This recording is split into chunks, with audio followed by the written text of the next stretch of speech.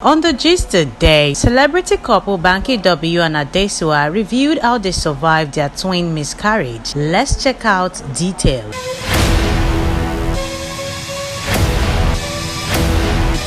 Celebrity couple Banky W and his wife Adesuwa have recounted how they lost their first pregnancy, which were twins, to miscarriage. During a church service at the Waterbrook, they said they were totally distraught upon realizing that they had lost their twins. The award-winning actress said she wailed after she got the news that her twins were no longer breathing and recounted how she collapsed immediately after getting home from the hospital. Banky W also narrated how the heartbeat of their twins not only stopped, but the fetus started shrinking before they died.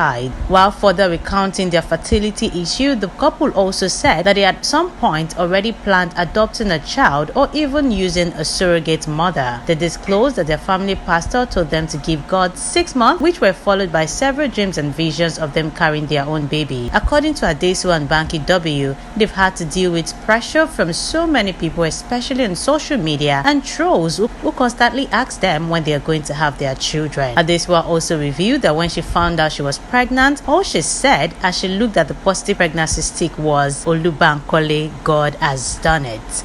The couple finally had their first son Zaya in January 2021, and while their testimony is trending on social media, so many people have drawn lessons from that, especially those who pressure celebrities on social media. Let's check out Banky W's and Adesuwa's account. So we got married in 2017 and we had planned our lives out. We had talked about it and we're like, this is what is going to happen. Bam, bam, bam is going to happen. We're going to be so busy. Might as well just get the children out of the way. Let's do it now and just, let it come through. And then nothing happened. And then you try and nothing happened. And I remember having a conversation with Banky and I was like, let's go do IVF. And Banky was like, calm down. It hasn't even been a year. Give it a year. So a year came when it was 11 months and a couple of days. I was like, hey, how far? So it's been a year. Let's go try IVF. And we prayed about it. We did pray. And by the grace of God, still, we did get pregnant. And we got pregnant with twins. But before we touch on that, I want you, if I can ask you a question. Sure. So in that first year, talk to us about dealing with disappointment. Oh, right. Okay. Every month. Okay, so it was like a monthly disappointment. And anyone would tell you that when you want a child, even 1 month or 2 months seems like such a long time. Talk less of people that have waited for years and years. So it was constant disappointment. And trying to stay in the place of faith. Could almost taste the agony. The agony was tangible. And I remember saying to myself, the Father, Lord, if there's anything in this life you're going to make me go through, please don't make me go through this. Because it just seemed so harrowing and just such a sorrowful place to be. And the sorrow is like every single month is like I said, monthly sorrow. So yeah, that was really tough. Okay, and so we finally, at the end of the year, we said, Yeah. okay, we found a good place that had Yeah. a track record of success. Yeah. And we started the IVF process. Yes. So how was that? First of all, I'd like to give a huge shout out to every single woman that has gone through IVF. I know what you have gone through. I have veins in my hands that no longer work. They're so traumatized that you can't get blood out of them. IVF is a very, very tasking thing, emotionally, physically, on your body, mentally. It is very, very tough.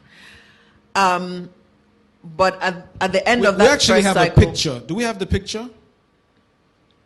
So And so it was very, very tough. and I don't have the picture of the injections. It would have been too much. The videos are too much. So another time. We had to do an evacuation. It was a very emotional time, and she cried. And as a man, you think first of all, women are stronger than men. Let me just tell you that crying is not a sign of weakness. But as a man, you have been raised to be like, oh, you have to be the man, you have to be strong, you can't shed a tear. So she's feeling a certain way, she's crying, and I'm trying to be there for her, and I'm just, holding her and saying, it's going to be okay, it's okay. But the day that we cried together was the day of the evacuation. And evacuation, for people that don't know, is when they remove the dead embryos. And we go to the hospital, we do the procedure, and Adesuwa is one of the strongest people that I know. But I had never seen her so frail and in so much pain, emotional and physical. And you know, for somebody like me whose love language is acts of service, is helping, is fixing the problem, there was absolutely nothing I could do at that time.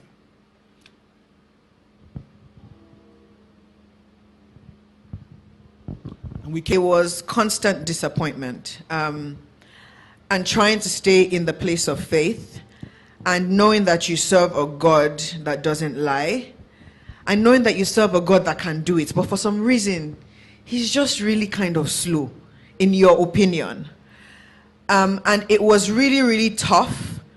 And I'm really grateful for Banky because he always called me back. And also dealing with pressure that you put on yourself, and dealing with pressure that is external. We got pregnant with our son after 2.5 years, and I can tell you that every single day of those 2.5 years, someone trolled me. Every day. I couldn't have an opinion without someone saying, go and born.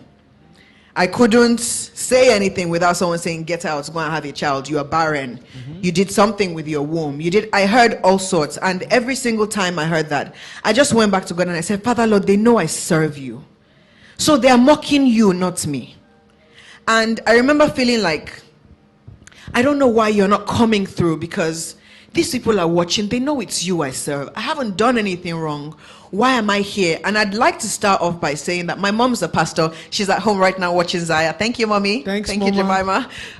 And all those times, I'd see people come to her, people that were waiting on the fruit of the womb, and you could almost taste the agony. Let's know what you think in the comment section down below. Remember to like and subscribe before you go.